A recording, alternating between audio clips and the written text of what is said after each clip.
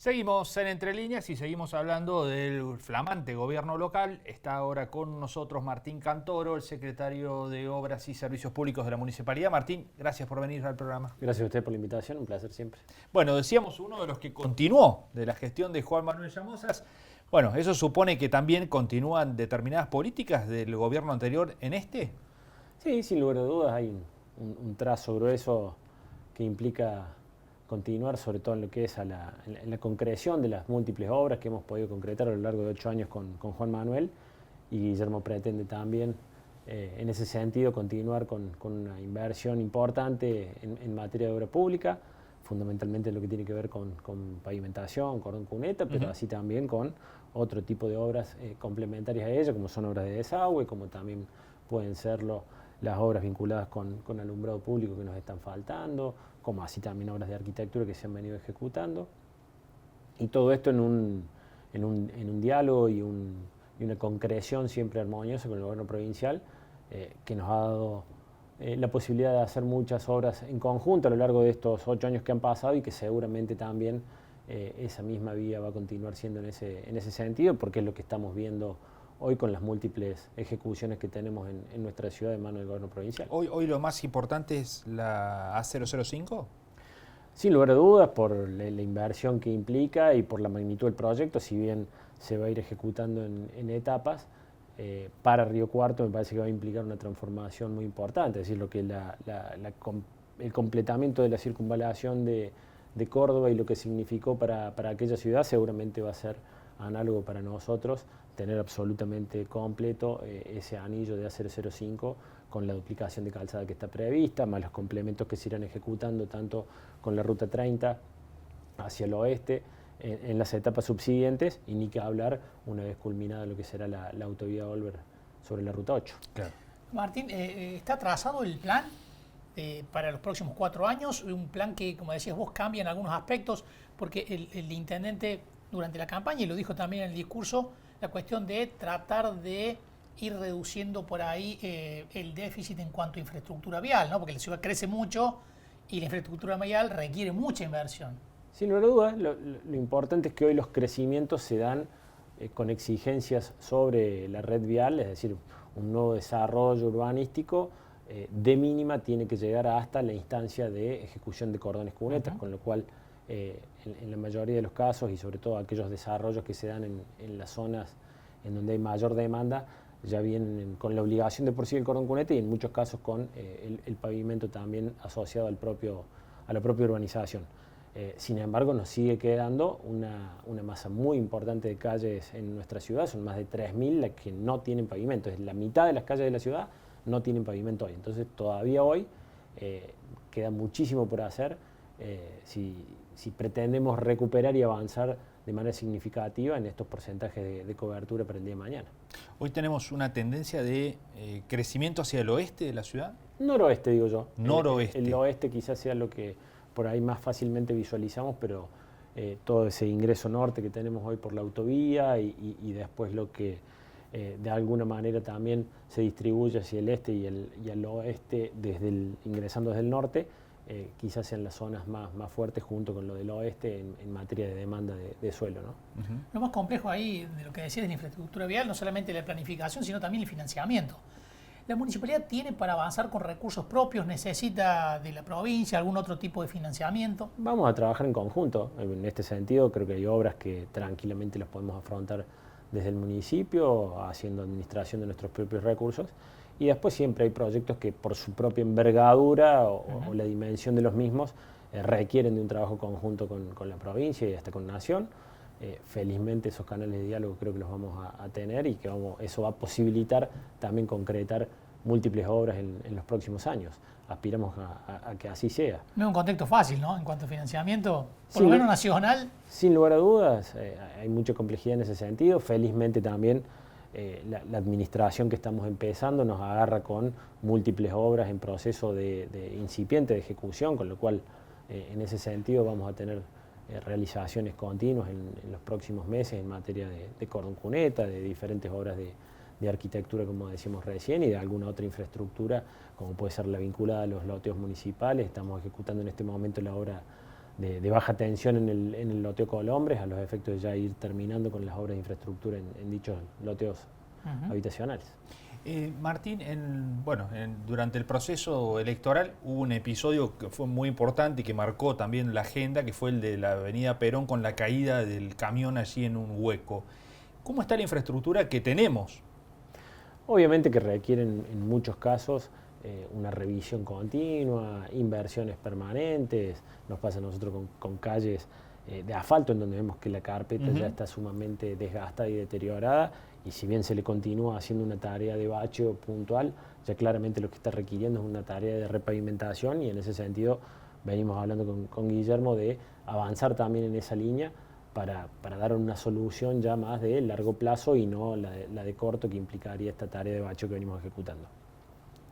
Este tipo de situaciones como la que se sucedió en aquel entonces, siempre uno está expuesto a que pasen aquí, pasan en las grandes ciudades del mundo. Lo importante es que en el menor plazo posible la hemos atacó y reparó la infraestructura que tenía algún tipo de daño, automáticamente lo tomamos, se repuso la carpeta y en un par de semanas el tránsito ya circulaba con absoluta normalidad en el sector. Son situaciones que nos pueden pasar. ¿Son puntuales? Sin lugar a dudas, sin lugar a dudas.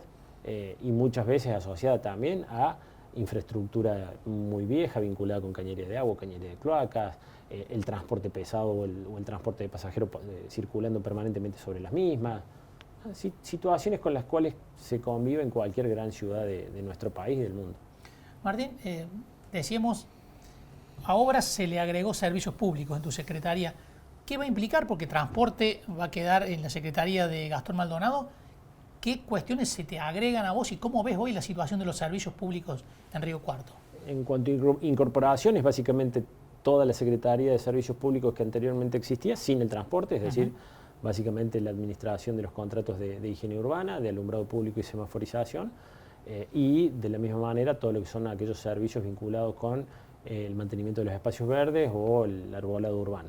Esos serían los elementos que quedan dentro de la actual Secretaría de Obras y Servicios Públicos. Ni más ni menos, ¿no? Tal cual, es un desafío sumamente importante, en primer lugar por donde nos dejó la vara Juan Manuel, como dice el mismo Guille, la vara quedó alta, y en ese sentido lograr concreciones a lo largo de los próximos años para equiparar esa medida ya es un desafío muy importante en sí mismo, y en lo particular, al haber incorporado servicios públicos con todo lo que ello implica, es también en lo personal un desafío sumamente importante poder concretar todas las mejoras que pretendemos de cara a los próximos años. ¿Un mojón importante es la higiene urbana ahí? La higiene y el alumbrado, ambos servicios ya estamos transitando los últimos meses contractuales de cada uno de ellos, con lo cual es ir pensando los nuevos pliegos para volver a licitar eventualmente cada uno de los servicios. Eso no se está pensando en extender, sino que se tiene que llamar a licitación. Las extensiones ya se hicieron en su debido momento, entonces ya se van acotando esos plazos. Sí tenemos un plazo prudente para trabajar los pliegos, aprobarlos y hacer un proceso licitatorio que también demanda su tiempo, lógicamente. ¿En cuánto tiempo vence el contrato de Cotreco? Entiendo yo que el junio, julio del año próximo. Claro, hay tiempo, digamos. Sí, bueno. Pero digamos, hay tiempo, en tanto y en cuanto uno se ponga a trabajar, sabiendo cuáles son los horizontes, un proceso licitatorio hoy dentro de la MUNI, estamos hablando de prácticamente 6 meses entre que se eleva el pliego del Consejo, se desarrolla todo el proceso licitatorio, evaluación de ofertas y tener una contratista en condiciones de prestar ya servicio. Y está llegando al final, al último tramo, ¿y qué evaluación hacen de ese contrato? ¿Cuánto quedó pendiente de cumplir, digamos? No, me parece que es un contrato que no tiene hoy problemas significativos en lo que hace al contrato más grueso o oneroso, que es aquel que tiene que ver con la recolección domiciliaria de residuos y el barrido. Sí entendemos que hoy, desde cuestiones ambientales lógicas que la propia sociedad demanda, creo que debemos incorporar en lo que se viene. Separación en el origen se me ocurre que es lo más importante, pero también hay otras mejoras asociadas a ese contrato que nosotros pretendemos mejorar también en la medida de lo posible, en el corto y mediano plazo, como puede ser aquellas cuestiones vinculadas con microbasurales y cuestiones por el estilo. Hay que repensar, Martín, también el tema de la disposición final, que Río Cuarto termine enterrando menos. Hubo un conflicto en el sector donde está, ¿no? Sin lugar a dudas, la separación en el origen es lo que nos va a facilitar a nosotros ir disminuyendo el volumen exactamente de lo que enterramos. ¿Por qué? Porque básicamente residuos que son reutilizables, los sacamos de ese tratamiento, de enterramiento, y los metemos en otro tipo de mercado, en donde hay a su vez todo un mercado que demanda ese tipo de residuos, sea un papel, un plástico, aluminio o vidrio, que es lo más grueso que en definitiva podemos nosotros separar. Sí, se trata también claramente de pensar fases o etapas para ir avanzando en estos lineamientos. ¿La recolección diaria en muchas zonas va a continuar? ¿Tienen idea de cambiar ese esquema? Todo eso lo vamos a ir estudiando en su debido momento, y de la mano de todo esto otro. Es decir, bueno, en función de qué servicio de recolección pensemos asociada a si hay separación en origen o no desde los domicilios puntuales, bueno, va a demandar también ciertas y determinadas frecuencias. Todo eso lo iremos analizando. Tendrá que ver con los costos también, ¿no? Sin lugar a dudas, sin lugar a dudas. Pero yo creo que la sociedad viene demandando claramente que avancemos en esa materia. Martín, ¿y qué pasa con el alumbrado? ¿Cómo lo están viendo? ¿Es un servicio que se está prestando eficientemente? Creo que claramente la ciudadanía es uno de los servicios que mejor ha ponderado en todos estos tiempos, sobre todo por el estado de situación en el que arrancamos allá por julio del 2016 y a donde hemos llegado en un periodo relativamente corto de 8 años, en donde no teníamos una sola luminaria LED, sino que gran parte del alumbrado no funcionaba. Lo mismo la semaforización tenía demasiadas complicaciones. No teníamos en términos reales, quien prestara un servicio efectivo de reparación de cada uno de estos artefactos en tiempo y forma.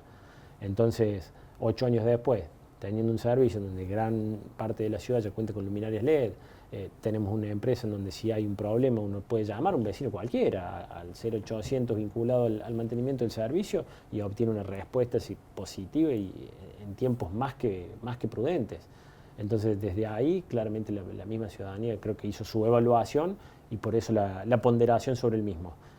Esto no implica que también haya que pensar cuál es el servicio que pretendemos. ¿Cómo seguir? Del 2025 en adelante, exactamente. ¿Ese también se vence más o menos a la misma altura? Exactamente, tiene una fecha similar de vencimiento, por eso vamos a tener que en paralelo trabajar en 2 pliegos, exactamente.